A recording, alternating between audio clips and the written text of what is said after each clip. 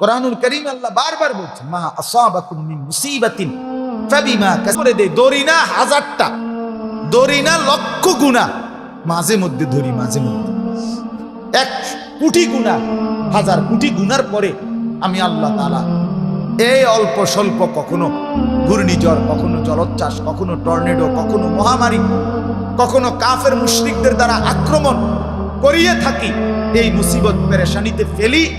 আল্লাহ বলে তাও কেন? তাও শুধু এই উদ্দেশ্যে বাকি মানুষগুলো যেন আমি আল্লাহর দিকে জলদি জলদি ফিরে চলে আসে। লাআল্লাহুম ইয়ারজিউন। প্রতিটা ভূমিকম্পে মরে যা বেঁচে থাকে তার চাইতে বেশি। কথা বলেন না কেন? প্রত্যেকটা ঘূর্ণিঝড়ে মরে যা বেঁচে থাকে তার চাইতে বেশি না? প্রতিটা ভূমিকম্পে মরে যা বেঁচে থাকে তার চাইতে বেশি না? মনে করেন এই যে করোনাতে মরছে যতই মরুক, কিন্তু মরছে যা, এখনো বেঁচে আছি আমরা বেশি না কম? তাইলে বোঝা গেল প্রত্যেকটা বিপদ, প্রত্যেকটা অ্যাক্সিডেন্ট, প্রত্যেকটা মুসিবতে আল্লাহ তাআলা নিয়ে পবিত্রতা, আপনার মেয়ের চরিত্র, পর্দাপুশিরা, এটাই আপনার সংসার, এটাই আপনার সফলতা, এটাই আপনি কিছু করছেন। নাই তো শুধু খাট, পালং আর সোফা, ফার্নিচার, নুনের বাড়ি, চায়ের কাপ, কাচের প্লেট, এগুলো পরবর্তী 20 বছর 10 বছরের মাথা কিচ্ছু থাকবে না, কিচ্ছু থাকবে না। 12 বছরের পরে আমার দাদার মৃত্যুর, আমার বড় জ্যাঠারে আমি বলছিলাম, জ্যাঠা আমার দাদা মারা গেছে 12 বছর হয়, আমার দাদার কোনো স্মৃতি আমনের ঘরে আসেনি, একটা নুনের বাড়ি। আমার জ্যাঠা বলছিল, কাইদা দিছিল যে না ভাতিজা, আমার জ্যাঠা এখনো বাইচা আছে। নিজেদের স্ত্রী, নিজেদের ছেলে, নিজেদের মেয়ের সেজদার ফিকির করেন, এটা স্থায়ী।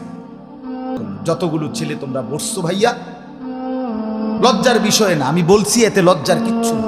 তুমি ভাবো, তুমি তোমার উপরে দয়া করো, তুমি নামাজ পড়ো, যাদের চেহারা সুরত এলোমেলো সুন্দর করো, মুসলমানের মতো সাজো। কেন? কাফের আমাদের আল্লাহ আছে, আমাদের রসুল আছে, আমাদের একটা কোরআন আছে, আমাদের রসুলের হাদিস সুন্নাত আছে, আমাদের ধর্ম আছে, আমাদের বাপ আছে, মা আছে, বংশ আছে, দেশ আছে, জাতি আছে, সমাজ আছে, ইজ্জত আছে, সম্মান আছে। আমি কেন কাফের, বেঈমান, ইহুদি, খ্রিস্টান, ওই নাফরমানদের মতো হতে যাব? কেন কেন যাব? সিনেমার নায়িকারা খুশিতে নাই, টেলিভিশনের নায়করা খুশিতে নাই, রাস্তার নর্তকী খুশিতে নাই, ইউরোপ আমেরিকার মানুষের ব্যক্তি জীবন আনন্দে নাই। তুমি খবর নাও। ধোঁকা, এই হাসি ধোঁকা, এই অভিনয় ধোঁকা, এই চাকচিক্য ধোঁকা বন্ধু, ধোঁকা ধোঁকা। রূপ যৌবন আর মানুষকে শরীর প্রদর্শন, অশ্লীলতা, এটা ধোঁকা। আমরা প্রত্যেকেই কাফেরদের সমস্ত কুফরি, বেঈমানের সমস্ত নাফরমানি, মুশরিকের সমস্ত শিরিক, আল্লাহ বলছে একদম এমন দুর্বল গাছের মতো খবিস গাছ, যে গাছ ফল টান দিলে গোড়া সহ শেকড় সহ টান দিলে উঠে আসে। আর মুমিনের ঈমান, মুমিনের কালেমা, মুমিনের লা ইলাহা ইল্লাল্লাহ, মুমিনের বিশ্বাস, আল্লাহ তাআলা বলছে পবিত্র গাছের মতো। নবী উদাহরণ দিয়ে বুঝাইছে খেজুর গাছ, যেটার শেকড় অনেক গভীর, কাণ্ড অনেক মজবুত এবং লম্বা দৈর্ঘ্য অনেক বেশি, ডালপালা অনেক ছড়ানো, ফল সারা বছর খাওয়ার উপযোগী।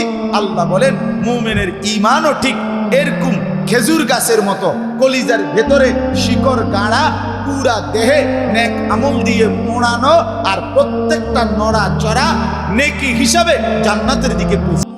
মুহাম্মাদুর রাসূল। আল্লাহ বলেন এই কালেমায়ে তাইয়্যিবা এটা কেমন? আল্লাহ বলেন আমি আপনাকে উদাহরণ দিয়ে বুঝাচ্ছি নবী। এটা হলো কাশাজারাতিন তাইয়্যিবা, এটা হলো একটি পবিত্র গাছের মুমিনের কালেমা, মুমিনের ঈমান। কেমন পবিত্র গাছ? আমাদের প্রিয় নবী সাল্লাল্লাহু আলাইহি সাল্লাম তাফসীরে বলছেন এটা হলো খেজুর গাছ। কি গাছ? আসলুহা সাবিতুন। আল্লাহ বলে এটা এমন পবিত্র গাছ যে গাছের শিকড় অনেক গভীরে মজবুত। ওয়া ফারউহা ফিস সামা, যেটার দৈর্ঘ্য লম্বা এবং ডালপালা শাখা প্রশাখা উঠতে উঠতে আসমানের দিকেই উঠতেছে।